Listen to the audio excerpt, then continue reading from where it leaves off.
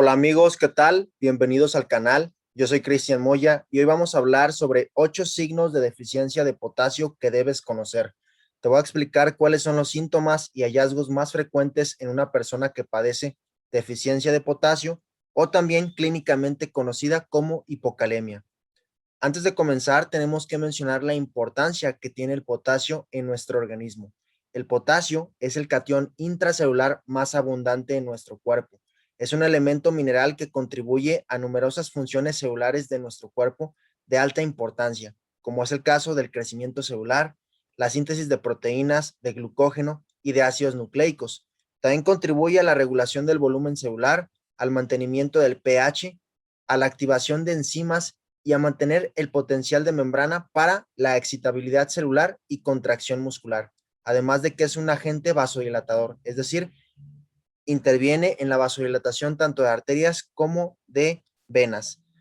Los niveles normales en sangre de potasio van de 3.5 a 5 milequivalentes por litro. Entonces, prácticamente una hipocalemia o una deficiencia de potasio va a estar definida por niveles inferiores a 3.5 milequivalentes por litro en sangre. Aunque cabe mencionarles que la mayoría de los signos y síntomas que suelen presentar los pacientes ante una deficiencia suelen manifestarse cuando el potasio está por debajo de 3 milequivalentes por litro.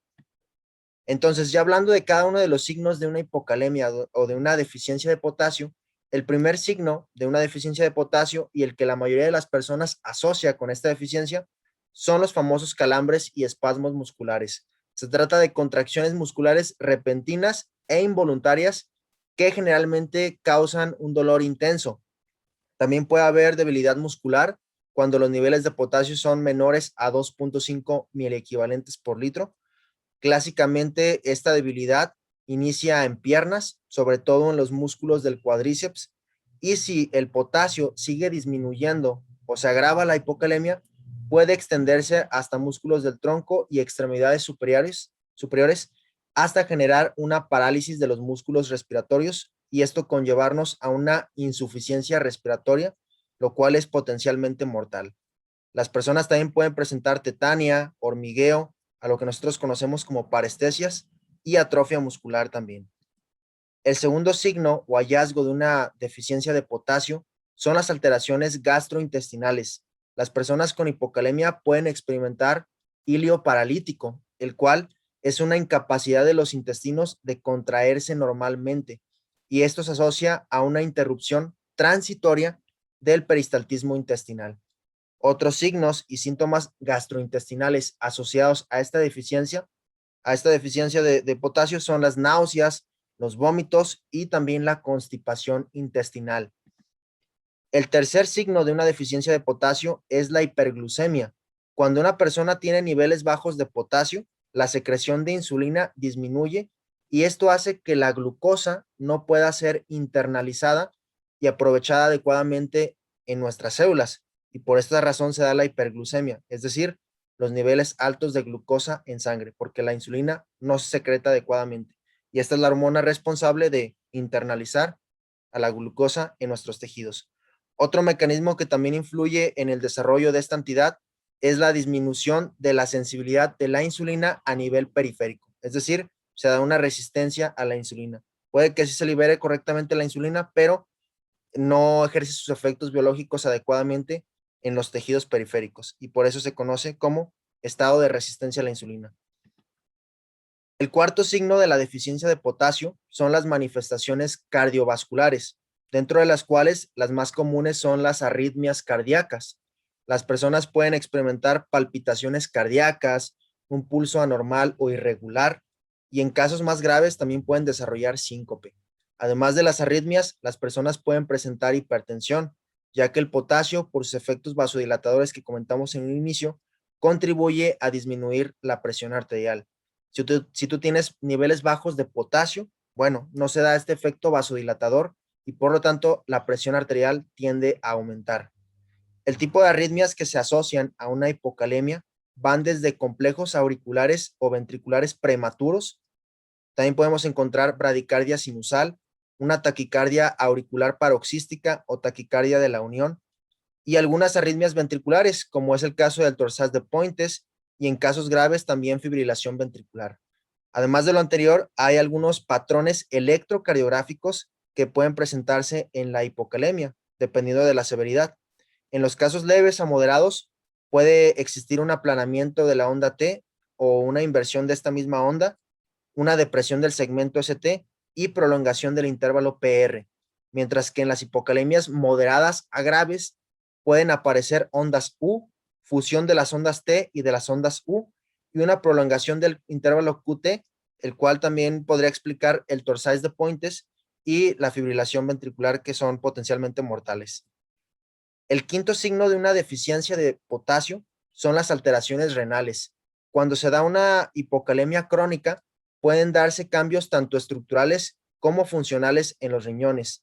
Puede darse una alteración en la capacidad de concentrar orina, de la concentración de orina, un aumento en la producción de amonio, un aumento en la reabsorción de bicarbonato, puede alterar también la reabsorción de sodio, y en casos más graves se puede desarrollar también una nefropatía hipocalémica y también elevar la presión arterial. Estos son los hallazgos que vamos a encontrar a nivel renal ante una hipocalemia crónica.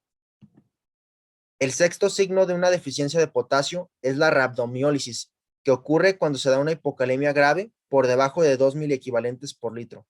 La rhabdomiólisis se trata de una destrucción de las fibras musculares y que da como resultado niveles altos de mioglobina y potasio en sangre. La mioglobina es una proteína que, si se encuentra en altas concentraciones, puede generar una lesión renal aguda por acumulación tóxica dentro de los glomérulos. Se puede ir excretando por la vía renal, pero también genera toxicidad a nivel eh, glomerular.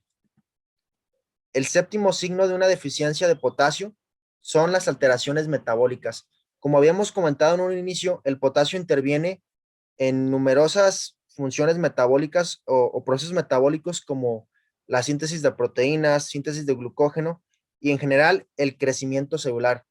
Cuando una persona experimenta hipocalemia crónica, sobre todo en los niños, puede existir un retraso en el crecimiento, por lo mismo de que no se están sintetizando adecuadamente proteínas, glucógeno y demás nutrientes, y por consiguiente estas personas pueden tener una talla más baja a la normal. Además, puede darse una disminución en la secreción de la hormona de crecimiento, y esto también puede contribuir al retraso en el crecimiento del niño, tanto por una disminución de hormona de crecimiento como disminución en la síntesis de proteínas y glucógeno. Por último, el octavo signo de una deficiencia de potasio es la poliuria, es decir, la producción anormal excesiva de orina.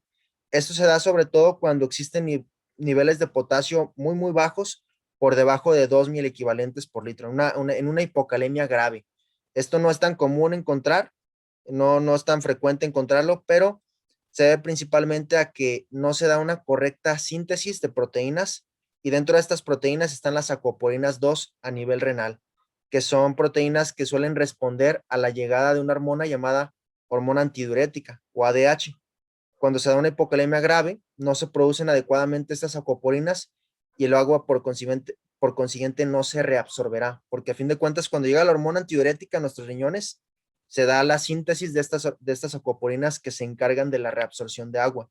Si no hay suficientes acuaporinas, aunque llegue la ADH, estas acuaporinas no se van a expresar y por lo tanto el agua no se va a reabsorber a nivel renal y por consiguiente se va a excretar por la orina. Va a haber una orina abundante. Y bueno, esto ha sido todo por hoy. Espero que el video te haya gustado y te haya sido de utilidad. No olvides suscribirte al canal y compartir este video en tus redes sociales para que más personas tengan acceso a esta información. También te invito a que te suscribas al canal, que actives la campanita de notificaciones para que no te pierdas de próximos videos y que me dejes tu like y un comentario para que este video llegue a más personas. Sin más que decir, me despido y te deseo un excelente día.